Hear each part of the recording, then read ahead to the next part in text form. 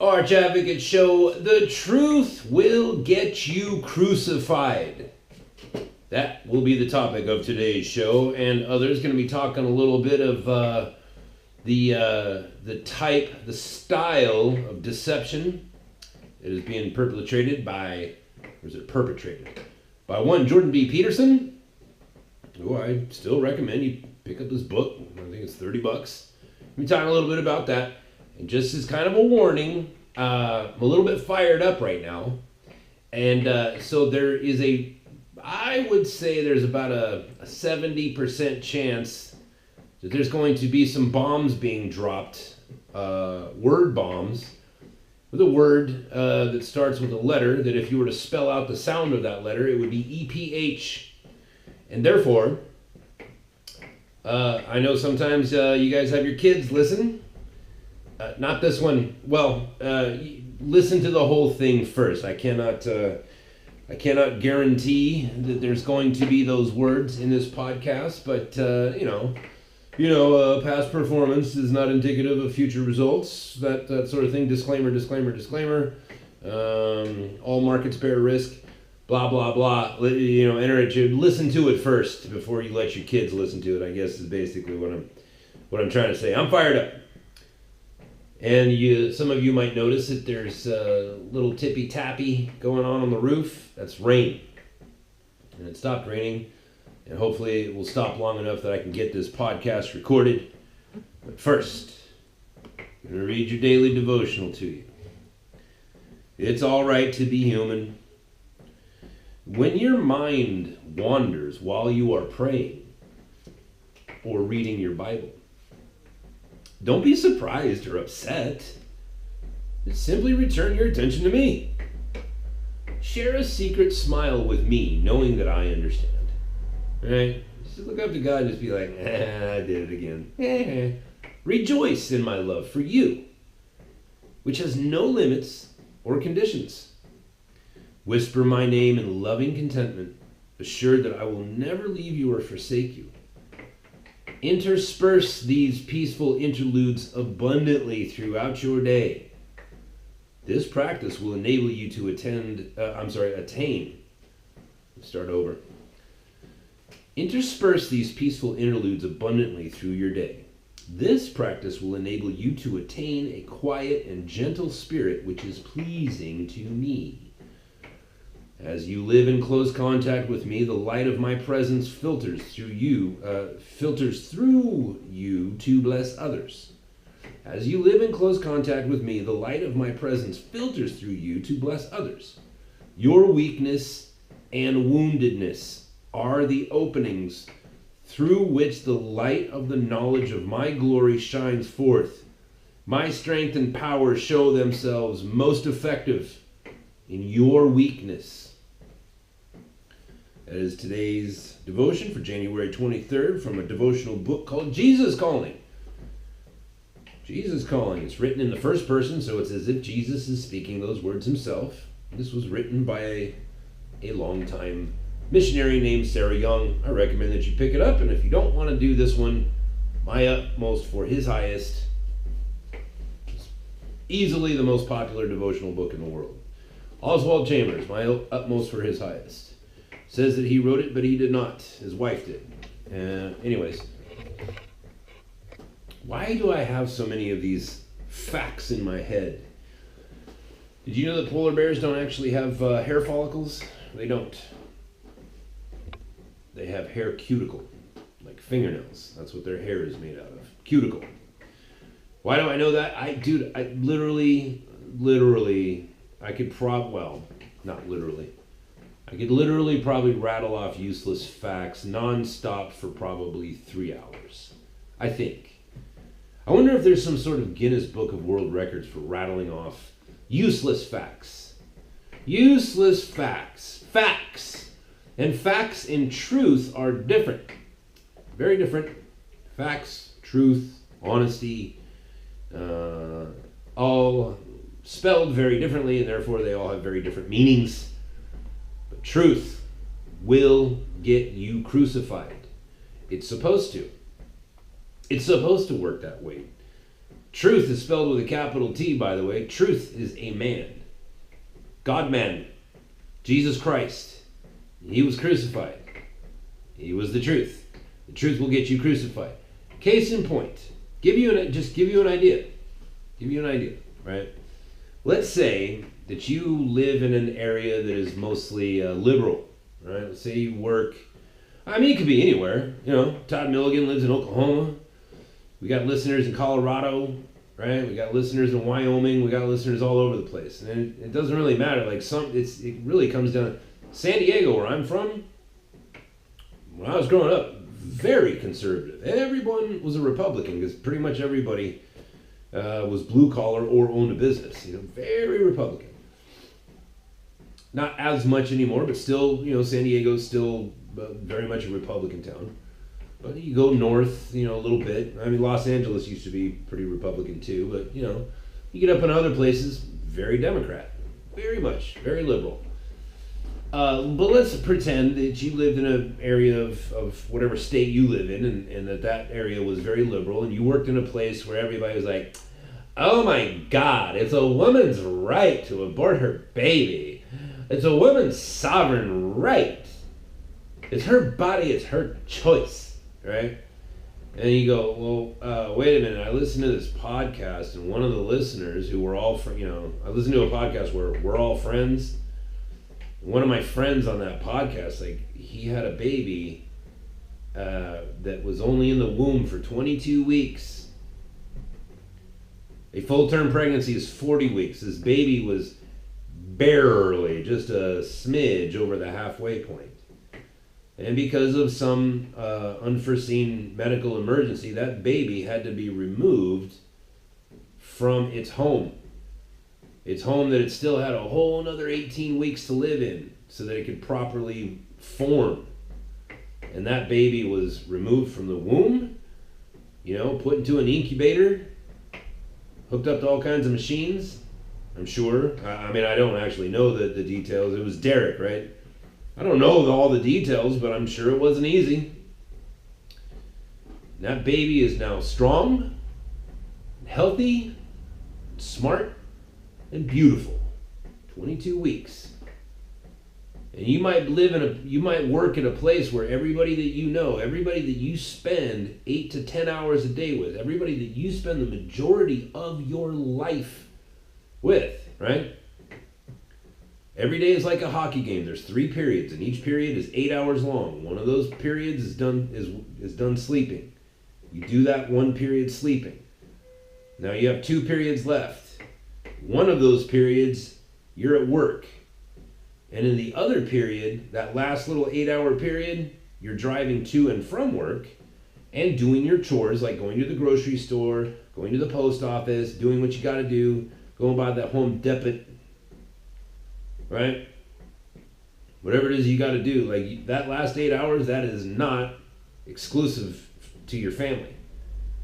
It's your family time and all the other stuff you got to do. 8 hours at least is at work, and 8 hours at least, 8 hours is sleeping. You have 3 periods of your life, and the majority of the time that you spend with anybody is with your coworkers. Let's just say you're surrounded by people that are like, oh my God, Barack Obama was the best president ever. Shout your abortion. Everybody's a racist. If you're white and a man, you're a racist. Well, let's say that that's the environment that you work in, right? If you stand up and say, no, abortion is murder. Do you know what goes on during an abortion? What happens is a woman hires or authorizes a physician to go up into her lady parts with a wrench and a knife, right? The clamps, right? I guess, what would you call that? Not a wrench, but something else. What are the clamps? Whatever. And grab that baby by its leg and tear that leg off. And then the next leg. And then the arms, and then the head, and New York is just about to make it, according to the news today, New York is just about to make it so that a woman can choose to do that at any point during those 40 weeks. That's murder. That's murder. Because we know that at least at 22 weeks, that is a living soul. Because we can now see that particular living soul because one of our friends is her father. And then they can say, well, I guess I can see your point there. But still, I mean, what about week 1? It's like, well, then the discussion becomes at which point do we judge and say, well, this is where life begins? And then you get into some very relativistic territory. Well, maybe when the heart beats. Well, maybe when there's a nervous system. Maybe when there's any sign of, you know what I mean? It's like, well, you know, I can argue that from the moment of conception, and I can argue it with science, with biology. Like, I can argue that point. But it doesn't matter. Facts don't matter, people. They don't matter to those people. You can say to them, what about Derek's daughter? Listen, I'm sorry if it's not Derek, I'm sorry, but you know what I mean? Well, what about this? They don't care. Facts do not get in the way of their need to feel virtuous. They don't care about the facts. There's no point in even arguing. They don't care. And if you were in that environment and you stood up and said, no, that's murder, it's gross, it's satanic, and what's worse is it's even more vile and evil and satanic, like actual, like Prince of Darkness, fallen angel Lucifer, otherwise known as Hazatan, which is where we get the word Satan, which means your enemy, your adversary, the one who hates you, the one who's trying to destroy you, the destroyer, the lion who is roaming about seeking whom he may devour. That's who's in charge of that. Because it goes all the way up to the top of the government, where it's like the government has now made it so that you, good Christian you, are paying for it with your money. You and I, with our tax dollars, pay for the dismembering of the most vulnerable and the only ones of our citizens who can actually claim innocence. I can't claim innocence. I've done some wild stuff in my life. I know you have too. There's only one class of citizen that can claim innocence, and that's infants. And you and I are paying for the dismemberment of the innocent little infants. That is some vile, creepy, you can smell the sulfur. You know? How is it that we've allowed ourselves to get to this point? It's crazy. But the truth, if you stand up and say the truth, you will be fired. You will be fired. And those co-workers of yours, if you have Facebook, Twitter, have any sort of ties to the community, they will attack you by going to the members of whatever communities that you belong to and slandering your name. This guy hates women. He's a bigot. They will crucify you. It should happen. It happens so automatically that the fact that it happens that way tells you this is right. This is how it is, in fact, supposed to work. You should be crucified. You speak the truth. Crucifixion is the result. It is the result. Now, before I go any further, I want to give you a Bible story. F you, atheist. I'm going to give you a Bible story. And I'm hoping that I can tie this in, but when you go through the Gospels, you learn that there were 12 disciples until there were 11, and then once there was 11, they voted, the other 11, they voted in a new guy, right? And they picked this other guy, and then there were 12 again, right? And then later on, Saul of Tarsus, who was a famous Christian murderer, met Jesus and converted and spent the rest of his life praising Jesus. And that's where we get most of the books in the New Testament. all of those people, all of them, all of those disciples were tortured to death. Even things that would, like, Paul died in prison, and you could say, well, he wasn't really tortured to death. It's like, no, listen, you have to look, you can go onto YouTube, you can look at the actual cell, or the style of cell that Paul would have been kept in. It was just a hole that had been dug in the ground, maybe, 8-10 feet deep, or 6 feet deep, or whatever. And, maybe just enough room to extend your arms out to the elbows, but not to the fingers. You know what I mean? Like, if you lift up your arms and point your elbows east and west, that's about how much room Paul had. And he spent years and years and years with that much room. Not seeing anybody except for the guards, whatever, not having conversations with people. You know what I mean? Like, it was torture. And that's how he died. And all of the disciples, St. Peter, if you're Catholic, Peter, he was crucified, and then he requested that he be crucified upside down so that he would not be, he was saying, I'm not good enough to be crucified right side up. Very odd request, but you can think about that for a while. And all of them, they were all tortured to death and killed for their beliefs. All except one, John the Beloved. Now, why is that? How is that possible? Well, there's one way to look at it. There's really only one thing that all the disciples had in common that John the Beloved did not have in common with them. When Jesus was arrested, they all betrayed Jesus. They ran like cockroaches with the lights turned on. And for good reason. For good reason. Right? I'm not crapping on the disciples. They had a very good reason to do what they did.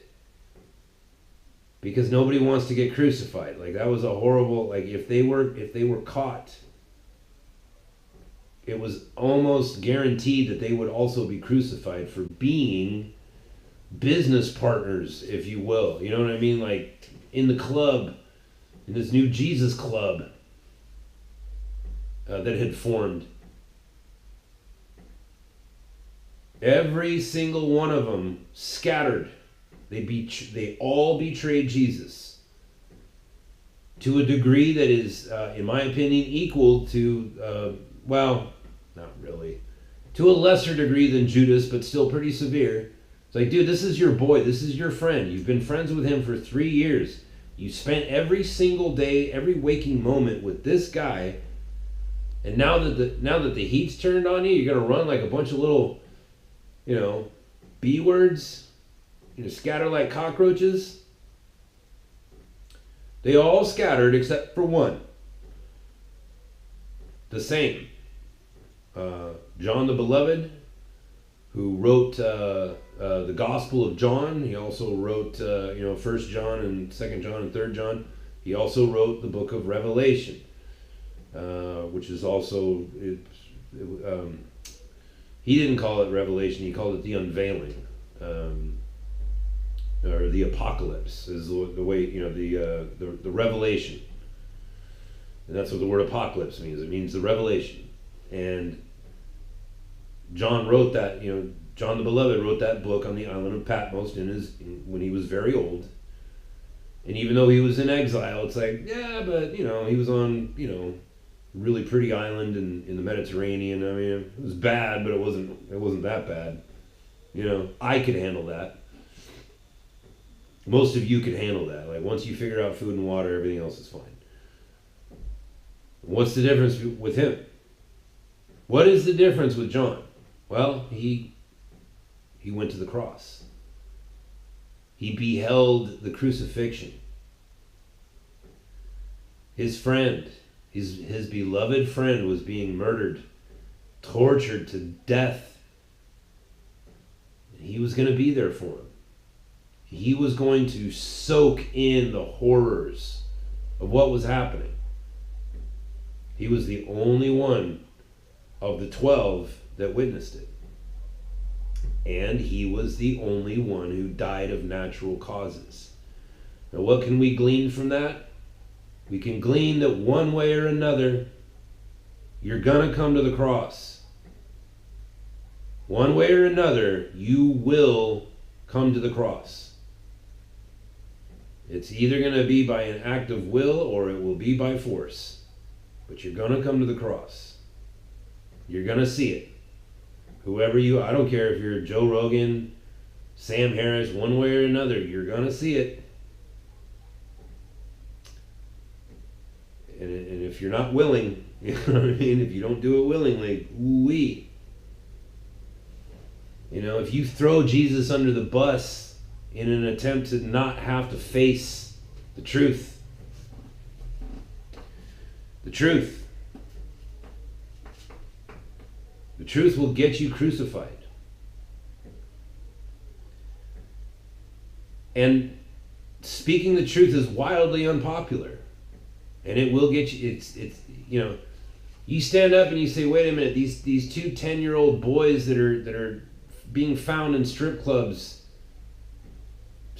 and receiving money in a gay strip club, or this other one was highlighted in a picture with another grown man with his genitals out in the picture. And you stand up and you say, that is not only child abuse, that is a sexual attack on an innocent.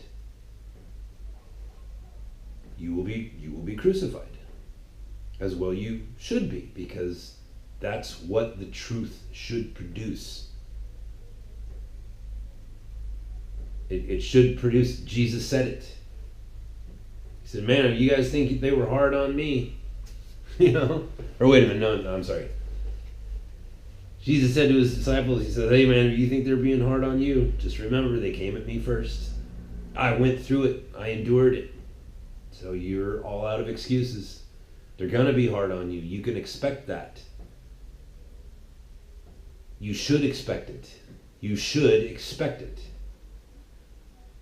And these are weird times because the tendency is to look at these people and be like, well, if we could just give them, you know, data.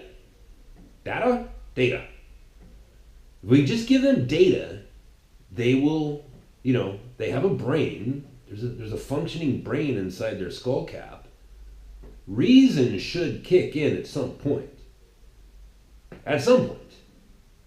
Like I said earlier, it's like you can show them actual video of what actually happens during an abortion. And you can bring up, like, there are many, many, many babies that are born every year in and out. At 22 weeks, I'm sure there's probably ones that are born less, and they're fine. They live normal lives. Healthy, strong, beautiful lives. You can bring that to them. It's like, this is a fact. It's not disputable. This is not, you cannot argue this point. It's right here. Here's the fact. And it won't do any good. Isn't that weird? Isn't that weird? That you can bring just basic, like, this is something everybody knows. Here it is. Here's the fact. Nothing.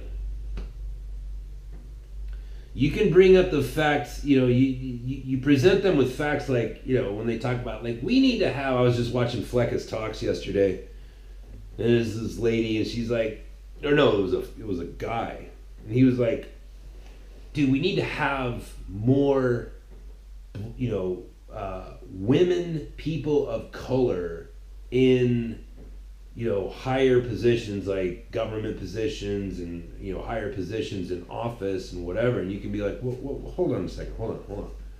Shouldn't we have whoever the best person for the job is? And not just say like, oh, well, you're black and female, therefore you get to run General Electric. Right? You can bring up the fact to them like, whoa. So let's say, for example, that you have to have your heart transplanted, right?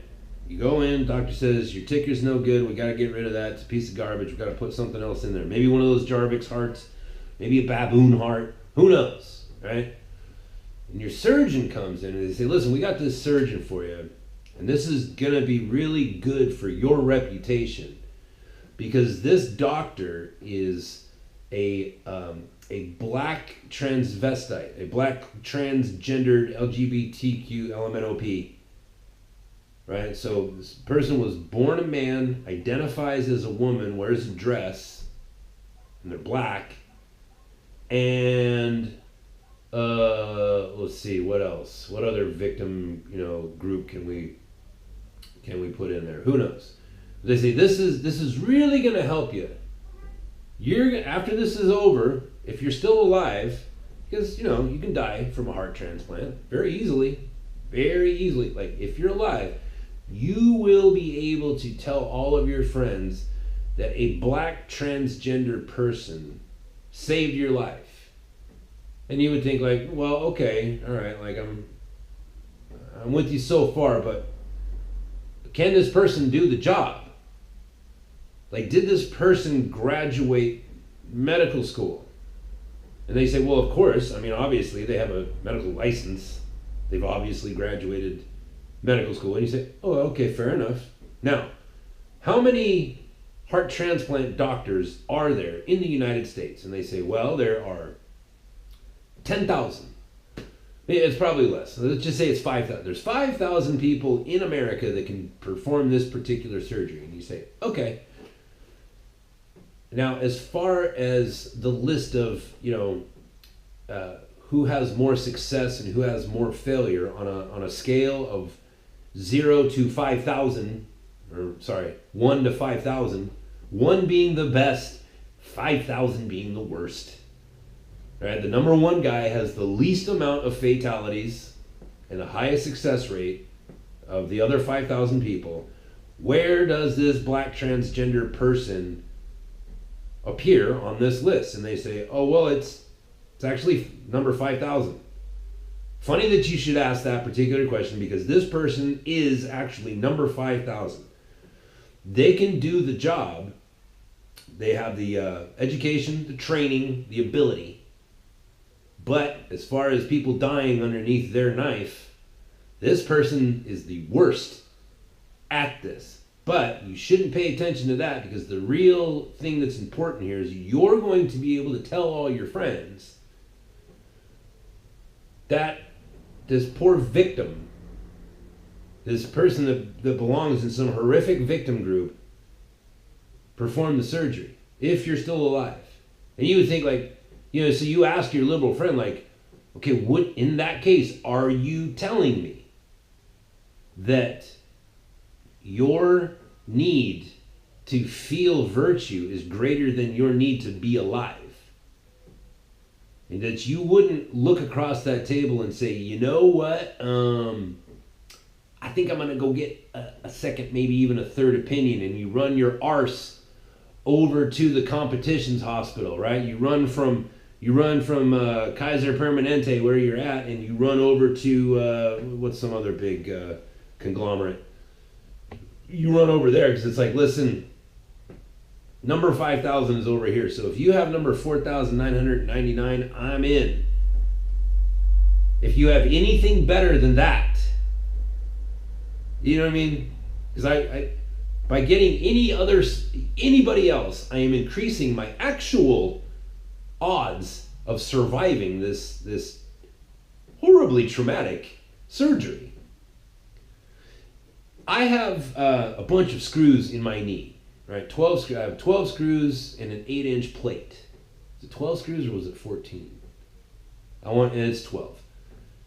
Right? I shattered my knee into, that's what it is. 14 different pieces, so 12 screws. My knee is shattered. And the type of person that does that kind of surgery is called a orthopedic surgeon, is what I want to say.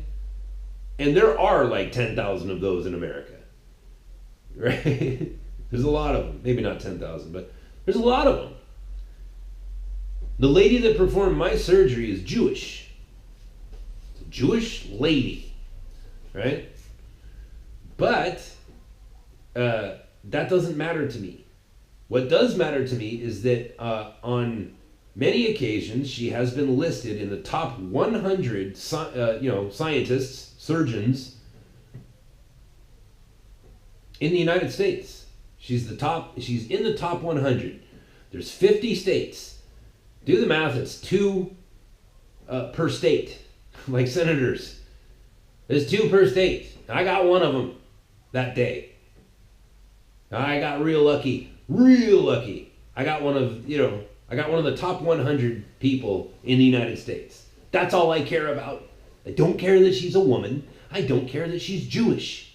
I wouldn't care if she was black. I wouldn't care if she was black and transgendered.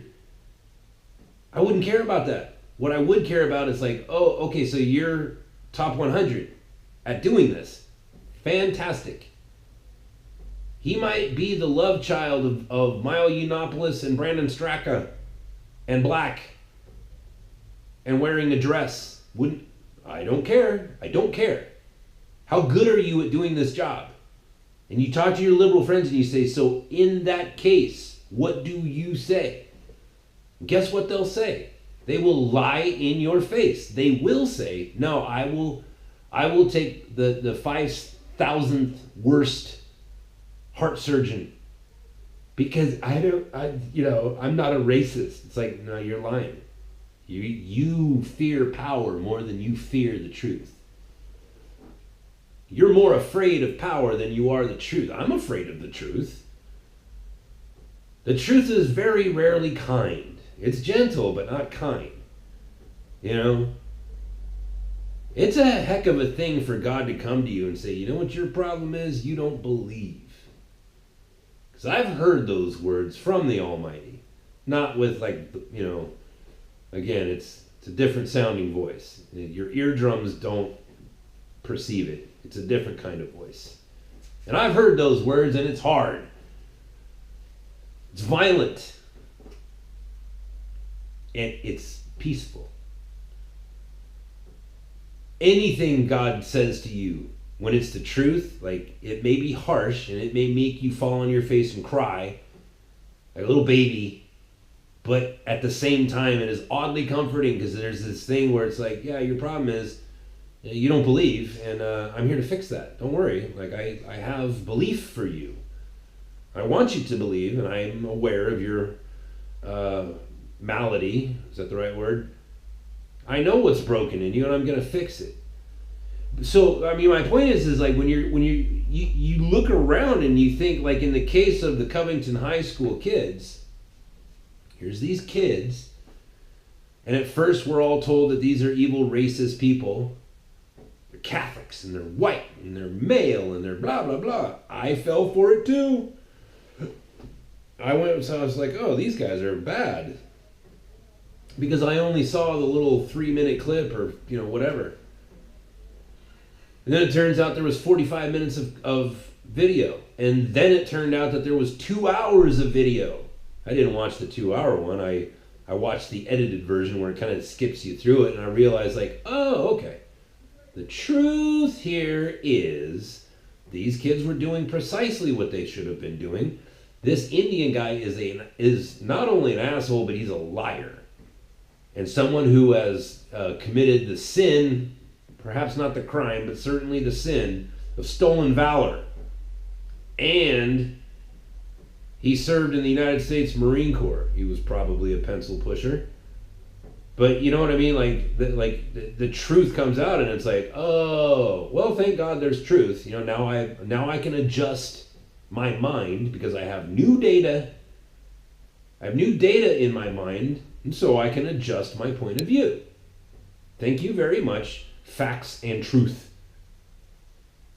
Because the truth, right, those were the facts, but the truth of it is the evil at work. You can see the evil at work.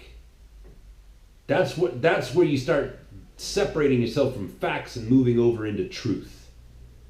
You're like, oh, this isn't just some factually abhorrent thing. This is evil.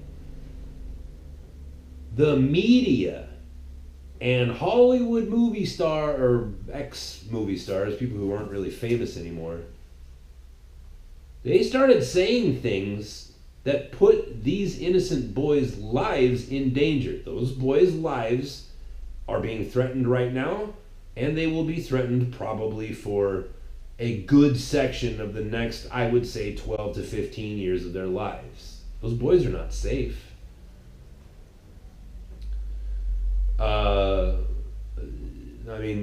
I pray the Lord's protection over them. Certainly. I pray the Lord protect those boys. In the name of Jesus. In the name of Jesus, let the shed blood of the living God cover those boys and protect those boys. But the fact is that God's protection works in a lot of different ways. Sometimes God's protection works out just the same way it worked out for Dietrich Bonhoeffer and St. Peter. Sometimes God's protection comes in the form of St. Peter being crucified upside down. You say, well, that doesn't sound like protection at all. Well, not at first glance. I understand that. But we're living in a time where even when the facts come out, all the facts came out, and these people, they just doubled down. Said, no, we've decided that these teenagers, they're barely even men. They just became men recently, like in the last couple of years. They're young men. These men deserve to die because they're white and they appreciate Donald Trump as president. They should die. Even though we've seen all the facts and we can see that these were good boys doing what they're supposed to be doing, and some murderous black men, some very racist black men were attacking them, and this slithering, slimy piece of shit Indian guy decides that he's going to get it, he's going to capitalize on what's going on. He's going to go over there and he's just going to bang his little hippie drum, his little Burning Man hippie drum in the faces of these boys. And this one boy was just like, he said it. Oh, by the way, his Twitter was banned or suspended or whatever by Twitter. Just FYI. This one boy, he said, like, I didn't know what to do, so I just started praying. And I felt very uncomfortable, and that's why I was smiling like that. I was very nervous. I didn't know what was going on. I don't know what's going on. Think about that. Like, you're just standing there. You've got these black guys that are screaming for your death. Calling your mother a whore. Just vile. Like, you can go and listen to the audio. It's nuts what these grown men were saying to these young boys. Nuts. And they're just standing there like, hey, dude, we're just standing here on the steps. Like, you guys just stay over there and say whatever you want. They were nervous already. These black men of fighting age, were taunting and threatening these young Christian boys, some of whom were also black. Don't let the irony be lost. They're nervous. They're like, we're on the Lincoln Memorial steps or whatever it was that they were on, just minding our own business. We got these people breathing horrific curses at us, like Goliath cursing Israel. So we just decided we're just going to mind our own business. And then all of a sudden, this dude comes out of nowhere banging a drum and walks right into our crowd. So you're already nervous and you're already a kid who doesn't know anything. No, and I wouldn't know what to do in that. I'd be like, I don't know what to do here. Like, we're in the middle of Washington, D.C., you know what I mean? We're in public land. Technically, nobody's touched me, so I can't start throwing haymakers. I don't know what to do. And then now I got this guy in my face. You know, there would be some nervous energy where it's just like, yeah, I'm just going to smile here. I'm just going to look at this guy in his eyes and I'm just going to pray. And because of that, and it's clear that we can see that that is exactly what happened. What I just described to you, go see it for yourself. The facts are easily obtainable, very easy. And you bring that to the leftists and you say, no, the white boy was right. The Indian guy was wrong. You don't have to get into any of that stuff about, yeah, these people never invented the wheel. You know, like, you don't have to get into any of that stuff.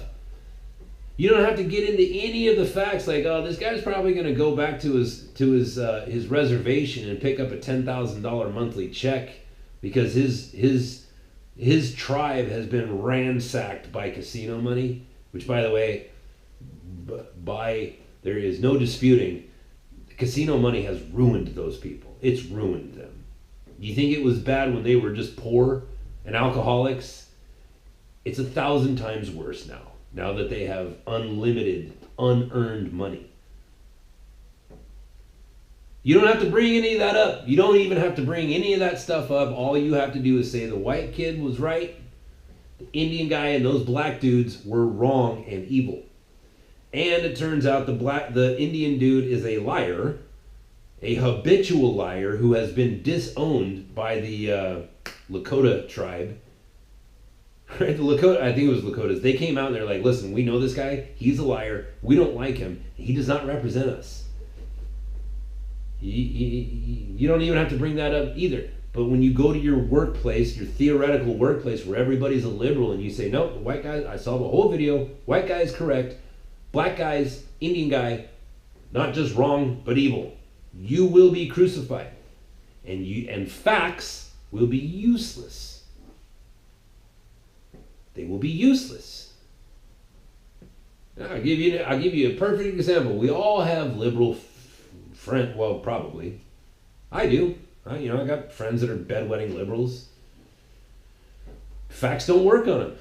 It's like, okay, so you don't see anything wrong with the fact that Al Gore is now counted in the billionaire class. Right? He's no longer a multimillionaire. He's a billionaire. And the way that he got his $1 billion was by running around and telling everybody that the sky is falling. Global warming is going to kill us by the year 2014, everybody. You mark my words. The polar ice caps are going to melt by the year 2014. He's a billionaire and he is the first of his kind. He is the world's first green billionaire or eco-billionaire, whatever it is that you want to call it. He is the first of his kind. You bring that up to liberals and they say, I don't understand what this has to do with anything. Okay, so the fact that he has several homes and he consumes like 100 times more electricity than any other average American, which is proven, it's been proven, like we've seen his electric bills, they'll just look at you like, I don't understand what this has to do with anything. Okay, so flying around on private jets to preach the gospel of the sky is falling. What does that have to do, crazy Trump supporter? Are you some sort of science denier? Leonardo DiCaprio flying around the world on his private jet with his many, many mansions, using up all the electricity. You don't see anything wrong with those two facts. The fact that he preaches the gospel of the sky is falling and that he flies private, owns several homes, and burns through electricity like a thing that burns through a thing a lot. Nothing. You got nothing to say to that. Okay. Have scientists ever lied for money in the past? Was there a panel of scientists not long ago, just before I was born, like in my parents' age? One of my parents is still alive, very much alive and is still employed. Well, she's self-employed, but alive and sharp, still vital, all that stuff, very much alive. in her lifetime, there was a huge panel of scientists that told the American people that cigarette smoking is good for you. It's good for you, Johnny.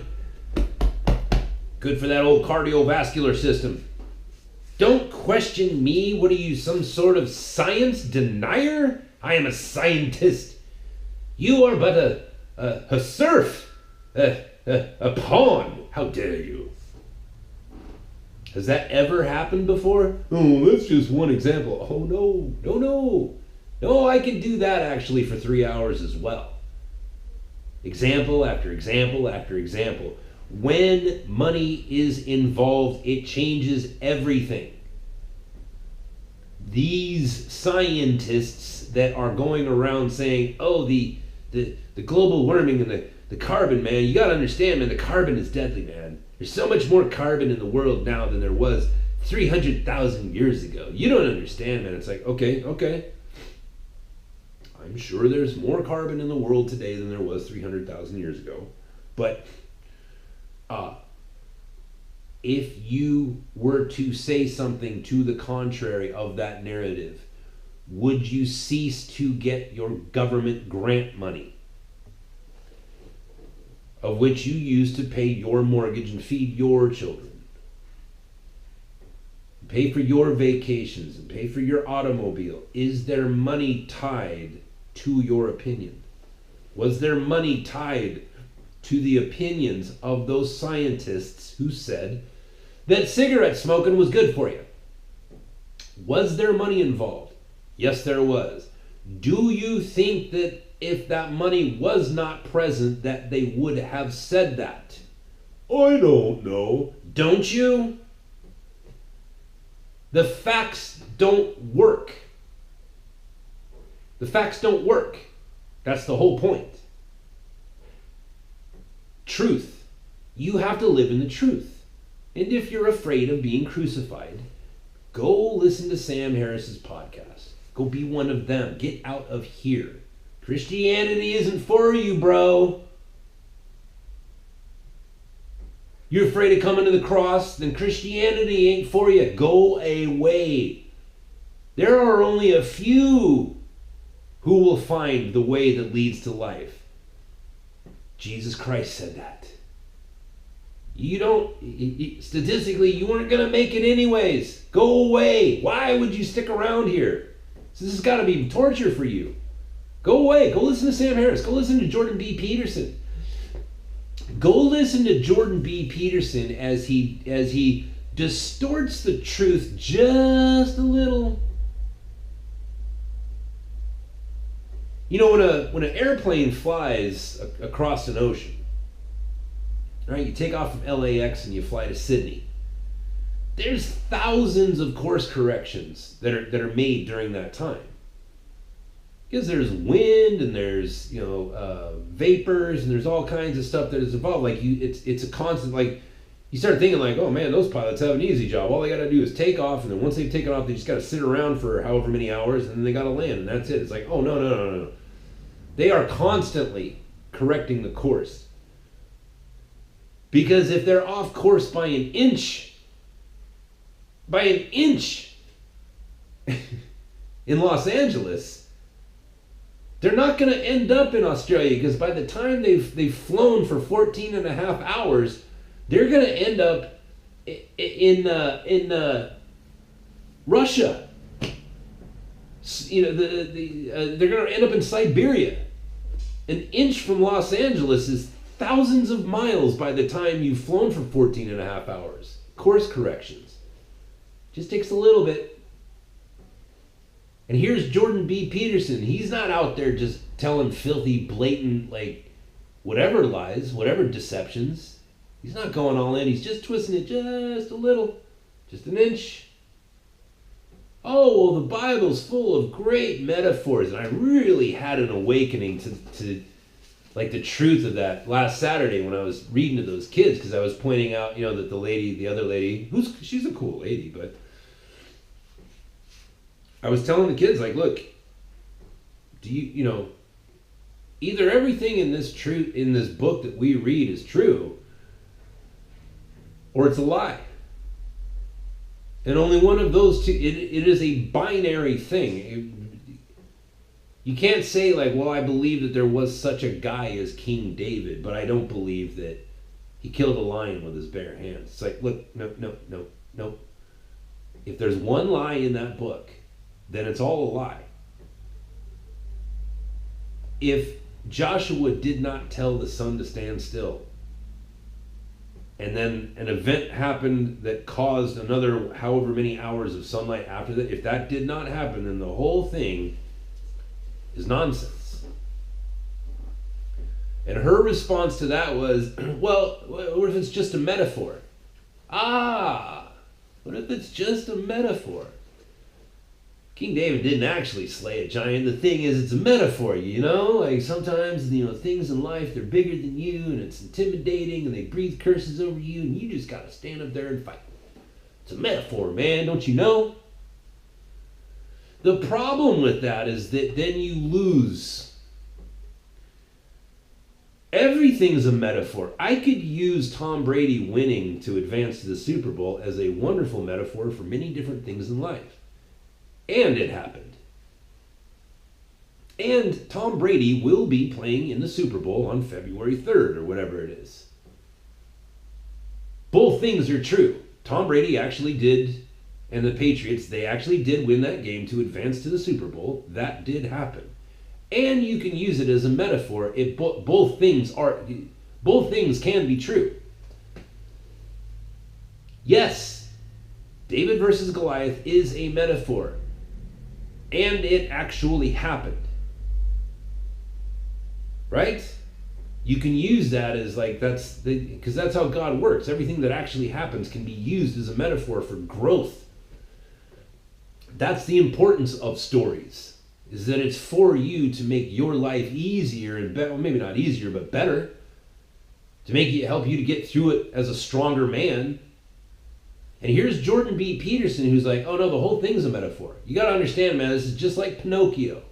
Do you think Pinocchio actually happened? No.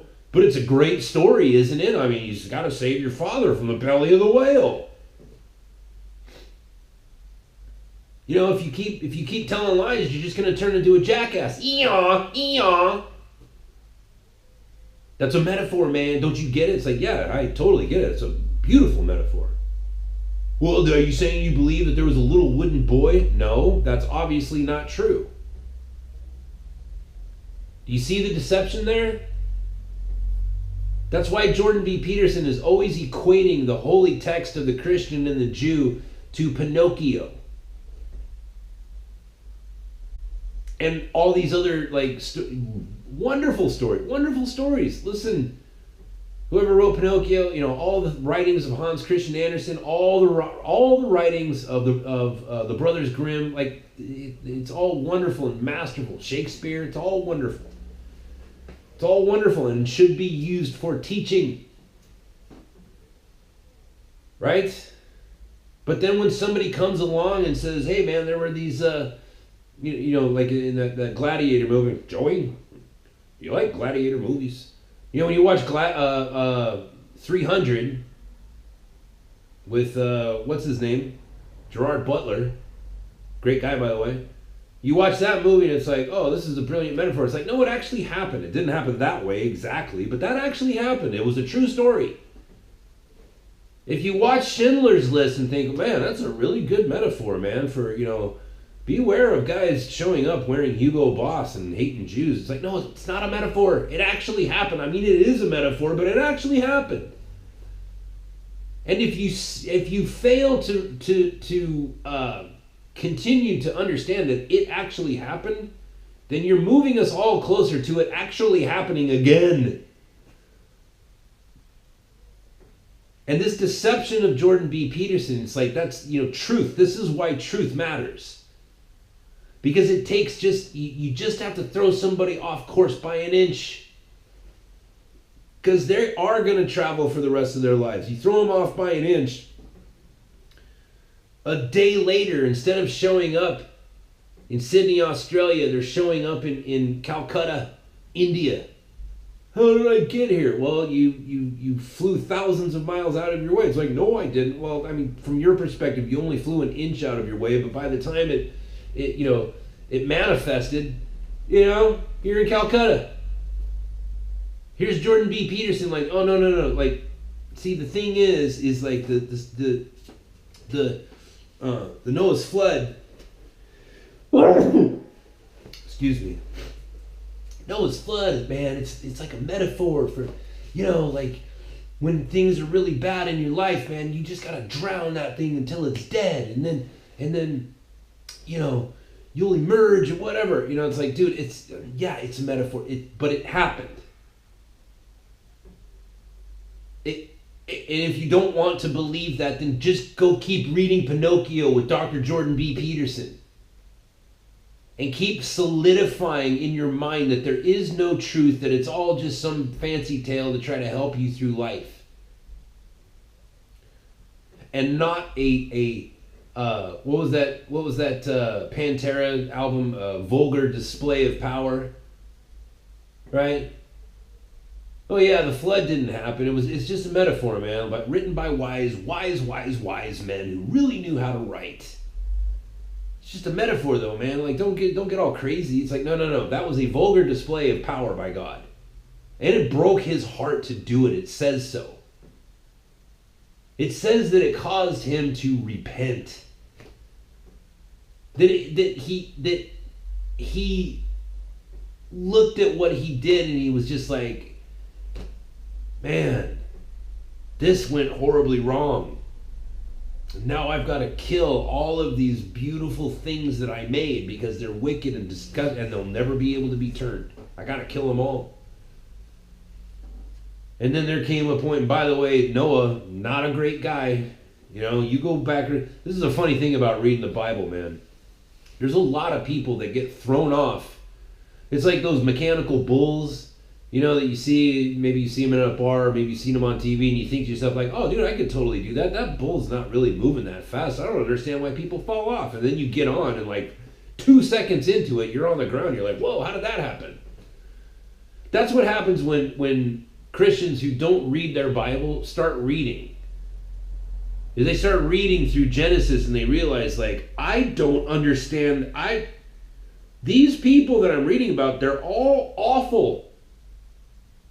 I don't think I'm reading the actual Bible because I've never heard anything like this. Now that I'm reading it for myself, all of these people were horrible liars and drunks and rapists and just awful. You go through Genesis, man, and you're like, and here's Noah, righteous Noah, saved. He was rescued. He was spared because there was something about him that God said, all right, this guy's all right. And what that was is it's not made clear to us, really, because you read about Noah's life and it's like, yeah, this guy, not great. Not great. And here's Noah and his wife, his 3 sons and their wives, and all the animals. And the whole earth is covered in water, and the only remnant of humanity is now in this little tiny rubber ducky of a boat in the middle of the ocean, and God's just thinking to himself, you know what? I can end all of the pain right now. All I gotta do is push my finger on the port side of that boat and just flip it over, and all the pain will be over, and I can start all over again. I don't have to be hurt by these people anymore. I don't have to have it thrown in my face every day that free will, when given to these creatures, is always going to end up in me being brokenhearted. All I gotta do is just tip that boat over and all the pain ends. That's all I gotta do. You want to get into some metaphor, Dr. Peterson? Now, again, the things that are written in 12 Rules for Life, it's all good. And it's unoriginal, by the way. Tony Robbins has been saying the same thing for 3 decades now, or 4. Before him, it was Zig Ziglar. And before him, it was somebody else. Those things in that book are not, that's why I'm saying, like, you should read that book and apply everything in it to your life. Because it's foundational wisdom. Clean your room, you idiot. Have an adventure. You will find yourself an adventure. There's something magical that happens when you risk. Be kind to animals. Let your kid ride a skateboard. Don't be an asshole. Whatever. Like, these principles, they're not, whatever. It's easy. It's basic. And everybody should do it.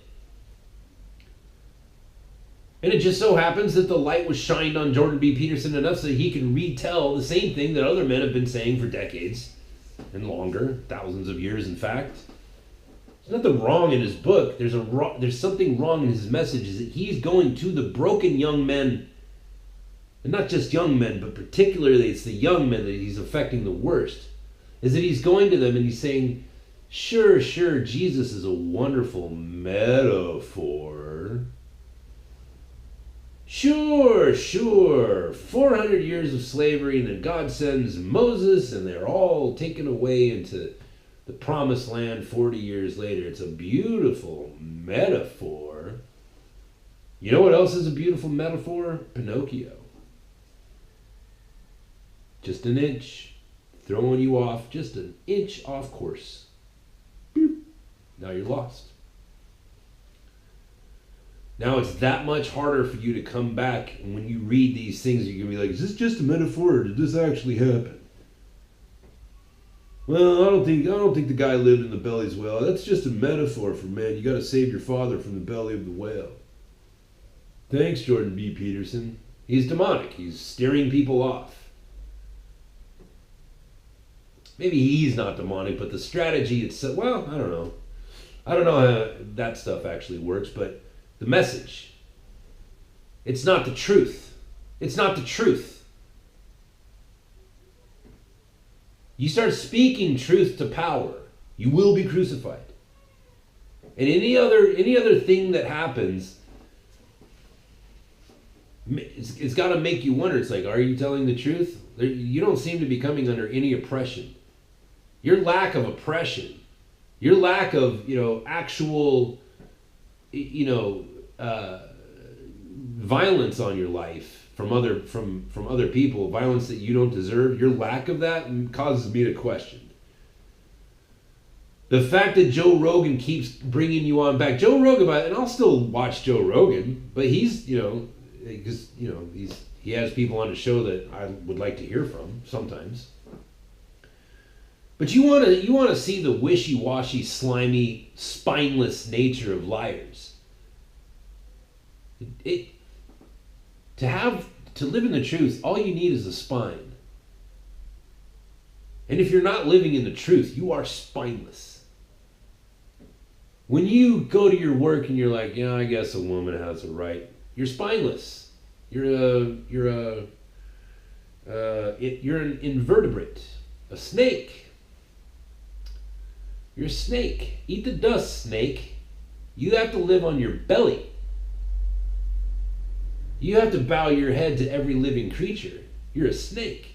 Here's Joe Rogan. It's like, oh, so Dr. Jordan B. Peterson, like, Christianity, man, how about it? He's like, oh yeah, Christianity, man, it really changed the world. Like, it started this, it started that, and now we have free nations, and all that stuff comes from Christianity. And Joe Rogan's like, oh yeah, I guess you're right, man. I never really thought about it that way. And then some other guy will come on the show the very next day and be like, Christians are retarded, man. They think God created everything. I believe that all of the somethings in the universe exploded from a big point of nothingness. Everything came from nothing, which is weird because scientific law has already proven that something cannot come from nothing, and yet this is the basis of my entire belief that Christians are stupid. And Joe Rogan's like, yeah, Christians are stupid. Spineless. You got no spine, Joe Rogan.